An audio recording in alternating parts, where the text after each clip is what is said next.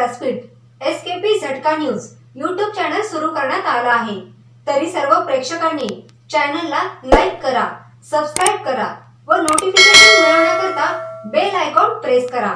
सध्याच्या धकाधकीच्या जीवनात शारीरिक त्रासाबरोबर मानसिक त्रासही वाढत आहेत। मधुमेह, बीपी, हृदयरोग अशा आजारांबरोबर चिडचिडेपणा, एंझायटी, राग असे मानसिक आजारही होत आहेत। यासाठी आपण होमिओपॅथी, ऑलिओपॅथी ट्रीटमेंट, योगा, व्यायाम करणे असे उपाय करत असतो।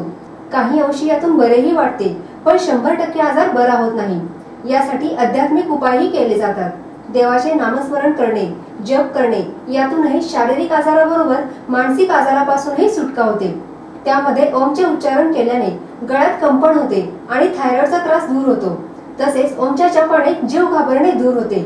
ओमचा जप केल्याने शरीरात रक्तप्रवाह म्हणजेच ब्लड सर्क्युलेशन योग्य रीतीने होते। ओमचा जप केल्याने रक्तदाब सामान्य होतो आणि हृदयविकाराच्या झटक्यापासून बचाव होतो। ओमचा जप केल्याने पोटात कंपन होते आणि पचनशक्ती मजबूत होते। त्याचबरोबर ओमचा जप केल्याने फुफ्फुसांना अधिक प्राणवायू मिळतो आणि त्यामुळे उत्साहात वाढ होते। ओमचा जप केल्याने थकवा दूर होतो आणि ताजेपणाचा अनुभव होतो। झोपण्यापूर्वी ओमचे उच्चारण केल्याने झोप लगेच आणि शांत लागते। ओमचा जप केल्याने मानसिक शांती मिळते आणि तणावापासून कायमची मुक्ती मिळते। ओमचा जप केल्याने पाठीच्या कण्यात कंपन होते आणि त्यामुळे पाठीचा कणा मजबूत होऊन कमरेचा त्रास दूर होतो।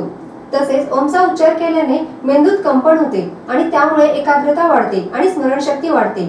ओमचे उच्चारण अथवा जप केल्याने आपण बरेचसे विकार दूर करू शकतो। ओंकारोच्चाराने सप्तचक्र ऍक्टिव्हेट होऊन कुंडलिनी जागृत होते आणि षटचक्र भेदन शक्य होते। आपण एवढे प्रयत्न करतो, मग हाही प्रयत्न करून बघायला काय हरकत आहे।